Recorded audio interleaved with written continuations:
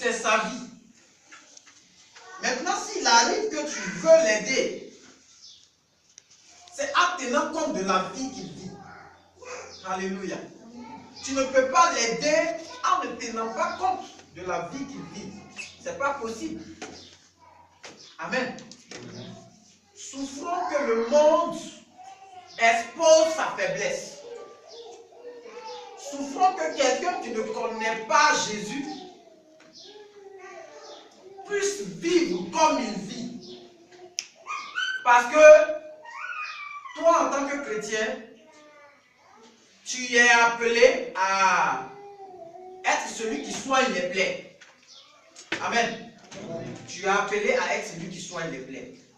Et donc, si autour de toi, tu ne t'arranges pas à ce que ton voisin te montre sa grosse plaie qu'il a, mais tu t'arranges à ce qu'il cache sa plaie qu'il a, il va mourir avec sa plaie.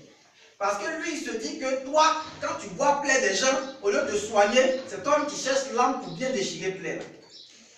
Amen. Je sais que c'est un peu codé, mais je sais qu'on se comprend. Amen. Nous sommes appelés à voir le monde dans sa déchéance. Mais nous sommes appelés à découvrir le monde dans ses profondeurs. C'est pourquoi Jésus dit que vous êtes dans le monde. Vous êtes dans le monde. Quelqu'un d'autre va prendre Psaume 14, 3.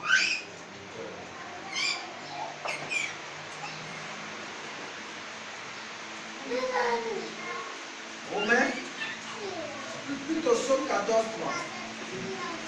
Psaume 14, verset 3.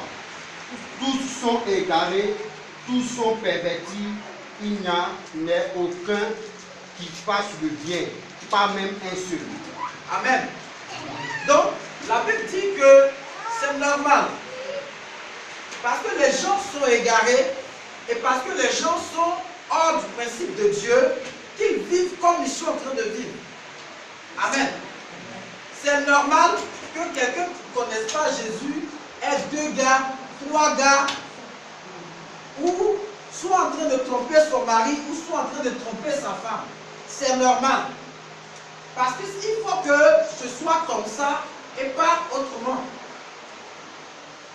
C'est normal que quelqu'un travaille pour aller mettre son argent dans Koutoukou, ou dans Bandit Blanc, ou dorme dans un maquis, et c'est quand l'argent finit qu'il rentre à la maison pour gratter sa tête devant sa femme. C'est normal. Parce que c'est ça le monde. Alléluia. Nous ne sommes pas venus pour juger ce monde. Mais nous sommes venus pour comprendre le monde. Bien-aimés, en tant que chrétien, c'est de notre devoir d'aller vers notre frère, d'aller vers notre soeur qui a un problème. Pour lui dire, Jésus est bon, même dans ce que tu vis. Alléluia. Même dans ce que tu vis. Mais le problème survient quand, en tant que chrétien, quelqu'un qui vit mal commence à te sortir de tes principes. Alléluia. Parce que nous avons commencé par parler des coutumes, des traditions qui ont meublé la vie que tu as construite, c'est-à-dire qui t'ont formé, qui ont fait que tu es devenu l'homme que tu es. Maintenant, pendant que tu es chrétien, tu as un principe, c'est-à-dire que tu as une manière de vivre qui est différente de la manière de vivre du païen.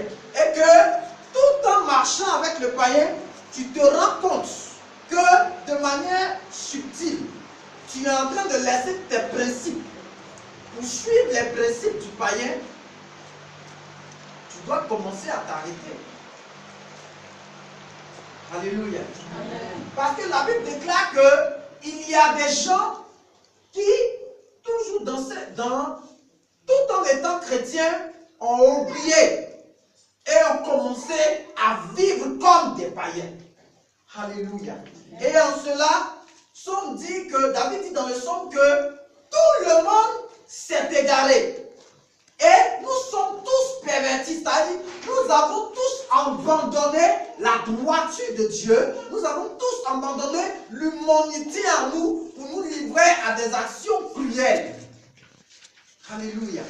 Et à ce niveau-là, on ne peut pas distinguer ni chrétiens ni païens. On ne peut que seulement distinguer les gens qui vont dans une église et les gens qui sont à la maison dimanche. Amen. Mais dans les actions que nous accomplissons, il n'y a que païens. Alléluia. Il n'y a que païens. Et donc, puisque la Bible dit dans Romains que pour des personnes qui ont décidé de se souiller avec les principes du monde, qui ont décidé de vivre dans une certaine immoralité, Dieu les a livrés à leur immoralité. Nous allons découvrir des chrétiens qui vont jusqu'à commettre l'inimaginable. De sorte par exemple que pendant que nous sommes dans la même église et que nous connaissons tous les gens dans les églises se permettent de coucher avec des gens qui sont dans le groupe musical, qui se permettent de coucher avec des femmes, des gens dans la même église.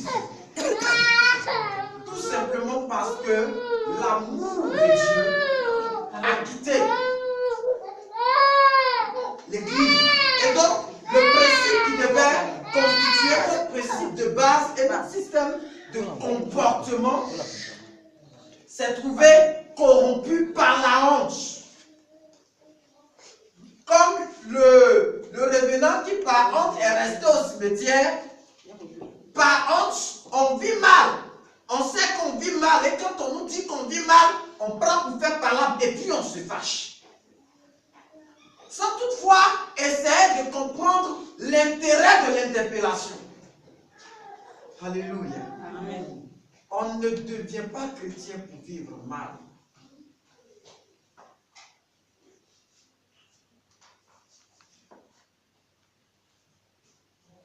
Nous pouvons vivre dans un monde chaotique. Mais nous ne devons pas occasionner le chaos du monde.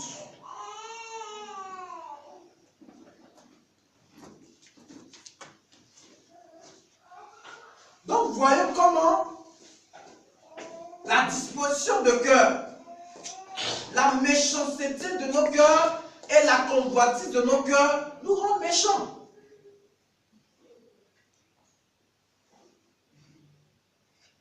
Amen. Quelqu'un qui, à la base, approche quelqu'un d'autre parce qu'il a une certaine compassion de cette personne-là, ce qui arrive très souvent, c'est-à-dire quelqu'un a un problème et tu voles à son secours, à force d'être toujours à côté de la personne, le danger c'est, si cette personne-là est de sexe opposé, il va se créer un lien bizarre où cette personne va vouloir avoir une certaine relation d'intimité avec toi. Mais toi, en tant que chrétien, tu te dis, bon, ça ne fait rien. Alléluia. Ça fait quelque chose. Au départ, l'action était pure. Jusqu'à ce qu'elle devienne intéressée. Parce que quelqu'un qui a des problèmes est désespéré. Mais toi qui vas vers la personne pour l'aider, tu sais qu'en outrepassant ton droit d'aide, tu deviens égoïste. Parce que tu utilises l'autre comme une proie. Alléluia. Et en utilisant l'autre comme une proie, tu ne l'aides plus. Mais tu te satisfais. Et c'est ce qui fait que nos soeurs sont abusées dans des églises. Le frère est zélé. Il prie, il prêche, il prophétise. La soeur dit, comme vraiment je suis fatigué, les gens me fatiguent. Toi au moins, avec toi je prie. Avec toi je prie. Avec toi je prie. Et à un moment donné, tu oublies que c'est à cause de prière là qu'elle est venue vers toi. Alléluia. Nous ne devons pas encourager au chaos. Le chaos peut arriver. Mais ce chaos-là ne doit pas arriver. Aujourd'hui, l'église évangélique fait peur. Je vous le dis. quand tu vas trouver ton père pour lui dire que tu es dans une église évangélique, le vieux même il est plus serein. Il préfère que tu sois méthodiste catholique que d'être évangélique.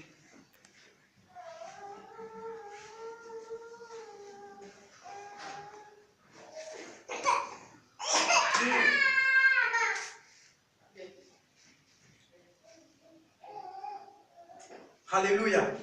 Donc, dans le petit A, nous avons parlé de comment le cœur de l'homme, dans ses prédispositions, peut se détourner de Dieu, occasionnant le chaos. Dans le petit B, nous allons voir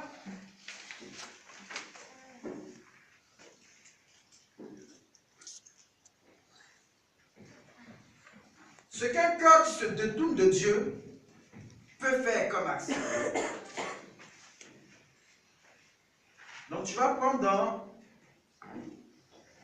la Genèse au chapitre 6, verset 7.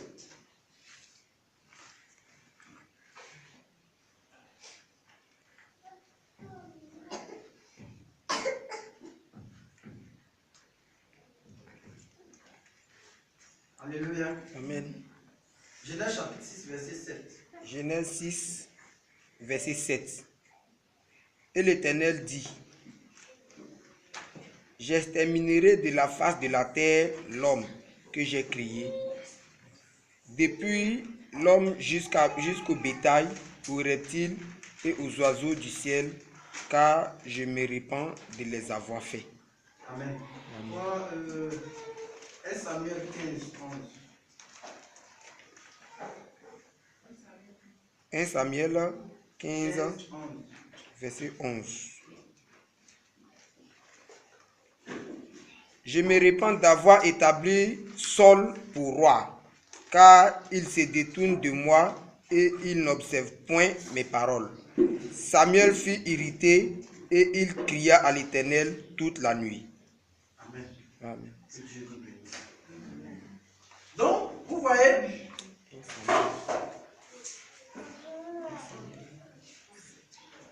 quand un cœur se détourne de Dieu, ou décide de se détourner de Dieu, le cœur de Dieu automatiquement a mal.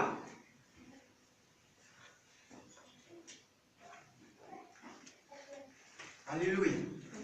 Le cœur de Dieu automatiquement a mal. Parce que notre responsabilité en tant qu'humain dans cette déchéance sociale, c'est que nous emmenons l'homme, nous qui avons la vérité de Dieu, à revenir vers Dieu. Amen. Amen. C'est ta responsabilité. Là où les gens vivent mal, dans la famille où rien ne réussit, d'aider cette famille-là à réussir en agissant différemment. Maintenant, quand tes actions doivent aider cette famille-là qui est déjà enfoncée à s'enfoncer davantage.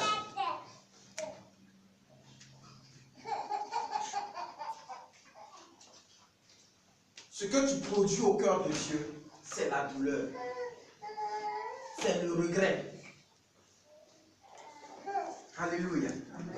Ce que je produis, je fais naître dans le cœur de Dieu, c'est le regret d'avoir posé son esprit sur moi.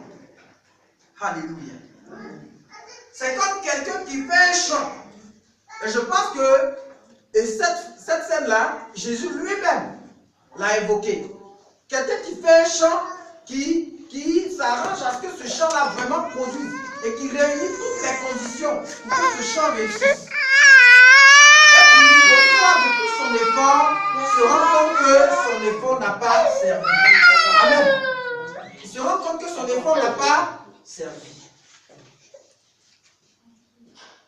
Dieu nous donne la vie.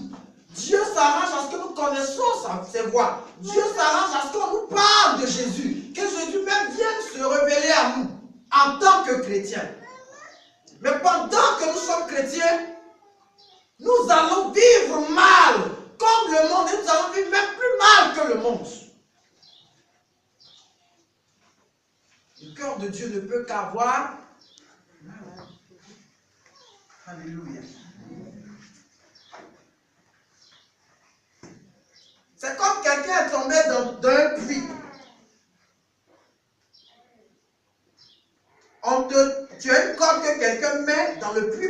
sorti celui qui est tombé dans le puits. Et toi-même, la corde qu'on met dedans, là, toi-même, tu es pourri. Alléluia. Amen. Toi, la personne qui est dans le trou là-haut, vous allez rester.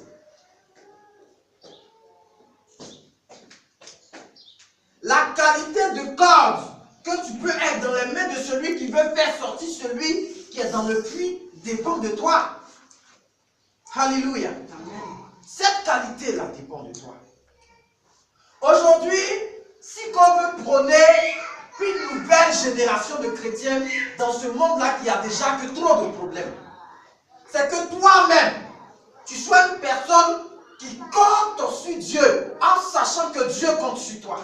Alléluia. Amen. Dieu ne quittera jamais son trône pour venir évangéliser sur la terre.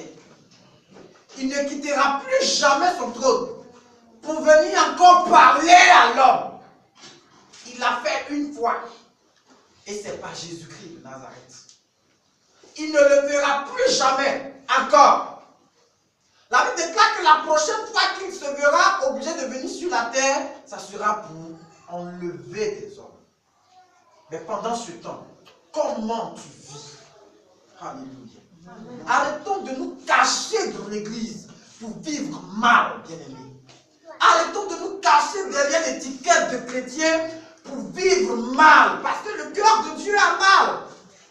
Alléluia. Amen. Le cœur de Dieu a mal. Arrêtons d'avoir la prétention de connaître tout au sujet de Dieu, car nous ne connaissons rien. La Bible déclare que ce que Dieu nous permet de connaître, c'est ce que nous connaissons. Et Paul dit dans Romains 13 que nous connaissons en partie. Nous connaissons en partie. Et donc, quand nous connaissons en partie, cherchons à découvrir la plénitude de la connaissance. Parce que ce qui fait la valeur d'une connaissance, c'est la pratique de la connaissance. Quelqu'un qui a eu doctorat en maths, qui ne sait pas faire 1 plus 1, ne vaut rien. Il ne vaut pas plus que quelqu'un qui a un niveau CP1. Donc ce n'est pas durer dans l'église qui fait la vie chrétienne. Ce n'est pas le fait qu'on m'appelle homme de Dieu qui fait la vie chrétienne. Ce n'est pas le fait qu'on t'appelle responsable de l'église qui fait la vie chrétienne.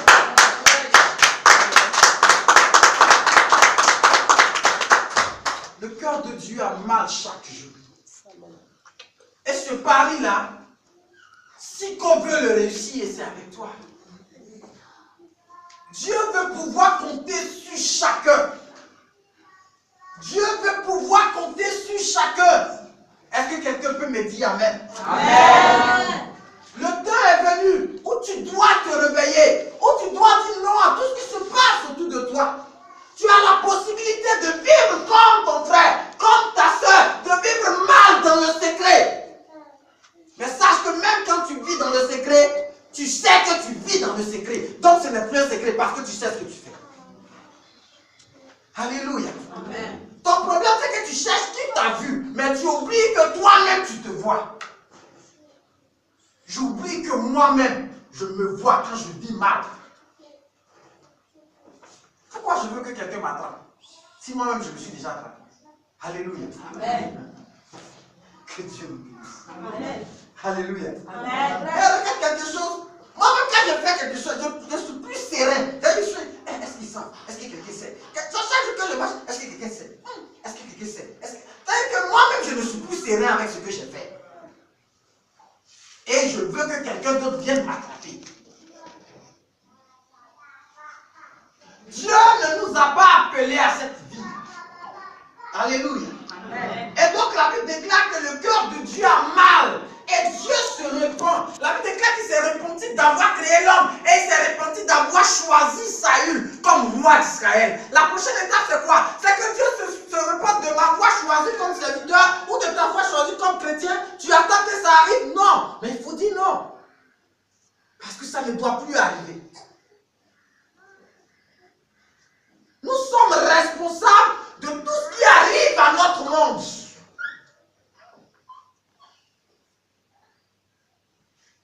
Quand nous regardons la situation de la Côte d'Ivoire, nous ne nourrissons que la haine à l'égard de ceux qu'on a en face de nous.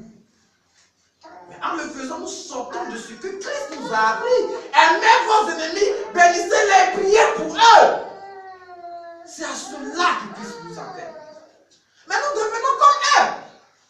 Nous nous dénaturons. Quelqu'un qui est plein de colère parce que son cœur est comme ça et que tu commences à être contaminé par sa colère, tu n'es pas mieux que lui. Alléluia. Amen. Tu n'es pas mieux que lui. Lui peut-être il a tué des gens avec des armes, mais toi tu tues son âme avec ta bouche et tes prières.